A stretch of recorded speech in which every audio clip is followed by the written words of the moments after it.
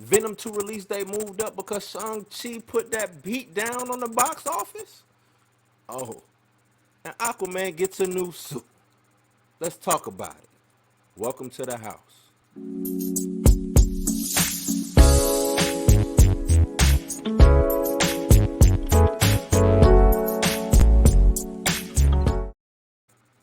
Yo, yo, yo, yo, yo, yes. Welcome to Blues News. We are back with another edition, man. I am Bluminati. You know what to do. Like, subscribe, hit that notification bell so you know what's going on in the world of entertainment. So, today we have Venom 2, Let There Be Carnage. The release date gets moved up. Moved up. That's where we're going to start at, man. So, Venom was supposed to be coming out next week, not next week, I'm sorry, next month sometime if I remember correctly. Well, it seems that Shang Chi put that beat down to the box office and has now moved that release date up 2 weeks. So Venom 2 release date has been moved up 2 weeks in the wake of the Shang Chi box office success, right? So what's rare these days is movie releases being actually moved up instead of being delayed. So Sony Pictures announced today that Venom 2 release date is now set 2 weeks earlier than its plan. Venom Let There Be Carnage will now hit the theaters on October 1st as it was due to open October 15th. So that's a good thing, right? That's good, man. We have another Marvel movie to thank for that, Shang-Chi, Legend of the Ten Rings. That Marvel Studios release exceeded expectations at the box office this weekend, pulling in $90 million over that 4-day holiday span.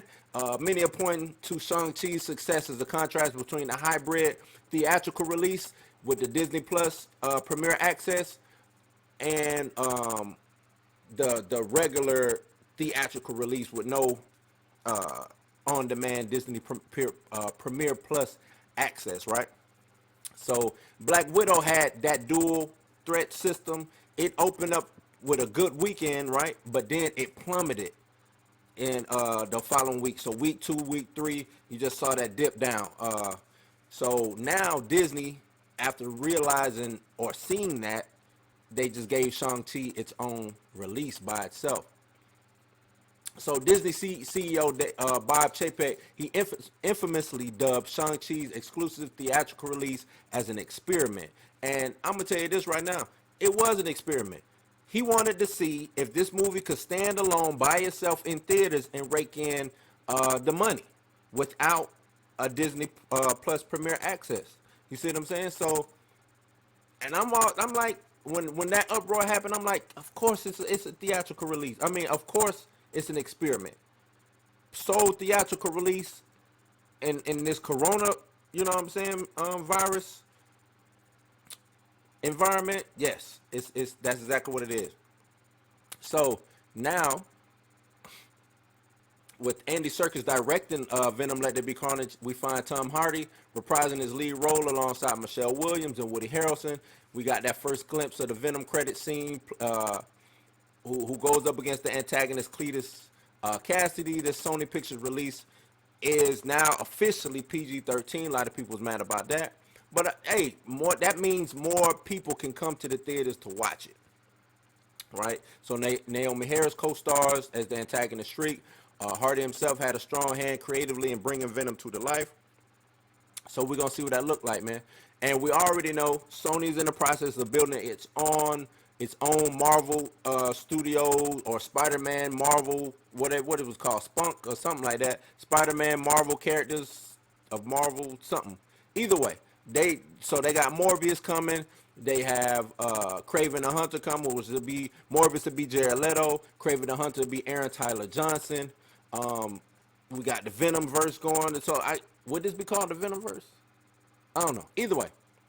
So yeah, Venom 2 Let There Be Carnage would now get an October 1st release date. So I said all that just to say that. So, how y'all feel about that? Go to the movie theaters, go support it.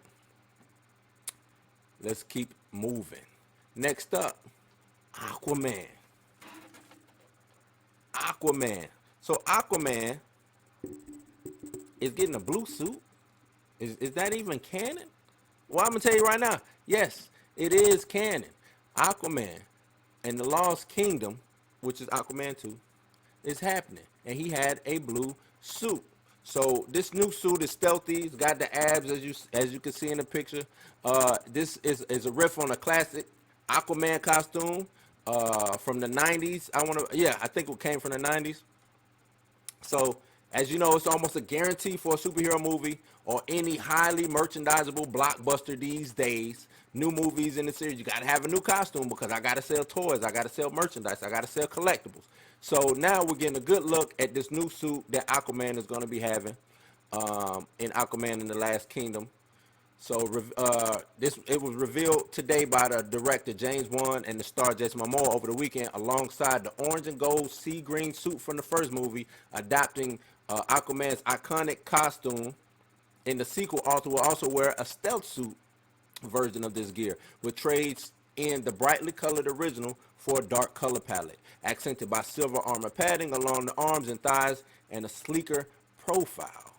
Um, One said he describes the suit, which was designed by David Leslie Johnson, as being Atlantean tech based on a coelopod's camouflaging ability. So I guess they're using a coelopod that would be like a octopus or what's the other one? Squid. You know what I'm saying? How they change colors and stuff like that. So it's taking an inspiration from a similarly toned Aquaman suit worn in the comics, blue camouflage, which was introduced in Neil Posner and Craig Hamilton's 1986 miniseries. But one interesting design evolution aside from the coloration is the torso, which is just well a chisel in the way that meant to reflect, you know what I'm saying, his own body. As you can see, abs, chest, all of that. You know what I'm saying? Which talking about is not, it's natural. That shit ain't natural. So there's no doubt Jason Momoa, you know, him being how he is with his physique, he will fill out the suit, so that'll be dope. But changing up from that gold, green and gold suit to this blue suit is a real big contrast. Uh, does it look cheesy? I'm gonna have to see it actually in action. I don't know if the suit is cool to me or whatever, you know what I'm saying? But be on the lookout for that. He also, from what I understand, he dyed his hair blonde, to match the be a comic accurate Arthur Curry. So we'll see how that goes, man. We'll see how that goes. So on to the next. On to the next. Shang Chi and the Legend of Ten Rings. Beat down, beat down, beat down. That's what it did to the box office. It beat down the box office, man. So Shang-Chi beats Ant-Man and Captain America 1 with the record-breaking opening box office weekend. So the box office projection for Shang-Chi and the Legend of Ten Rings, it didn't look so great at first. It was predicted to only earn between 35 and 55 million before closing its theatrical run from 100 to 165 million domestically. Fans and seemingly Marvel Studios, they got nervous about that. Nah, man. So another part of this movie high stakes financially was the chances of Eternals being delayed again, which will be entirely dependent on how Shang-Chi performs at the box office. Well, projections, they slowly began to get better, look better over the weekend. You know what I mean? It went from between 45 million and 50 million instead. Move right on up. Now we getting. It looks like Simu Solo debut has broken all expectations and is earning more than expected. It doubled it. Double. So Variety reported that Shang-Chi and the Legend of Ten Rings debuted at an estimated $71.4 million this opening weekend at the box office, and is currently on its way to earn 83.5. If I remember correctly, it is now sitting at a good round number of 90 million. So just beat down over the weekend. Just doing, you know what I'm saying, that kung fu stuff that he was doing. Shang-Chi managed to earn more than his opening weekend than Captain America, the First Avenger, and Ant-Man, which Captain America respectively pulled in 65 million Ant-Man respectively pulled in 57 million. So, how much will Shang-Chi get to in the end? We don't know. So we're gonna do a couple of calculations. So everything is different with the ongoing pandemic right now. It didn't open in certain markets. We got China didn't open in certain other parts of Asia, but that's cool. Making a rough estimation, it should still be possible. So if we apply the multiplier to the film's total box office divided by its opening weekend, and we get that from Ant-Man to Shang-Chi, shows that it could end up earning around $224 million dollars at the domestic box office. So another possible comparison could be, like we said earlier, Captain America and the First Avenger, which had a lower multiplier than Ant-Man. And if that's the case, then Shang-Chi would end up only earning $194 million domestically. However, that would still be better than Black Widow, which didn't do bad. It earned 182 million domestically. So it's unknown whether this would be enough to prevent the Eternals from being pushed back, but I think it will, or to have a hybrid release in theaters and on the Disney Plus streaming service. So Shang-Chi put that good beat down on the box office.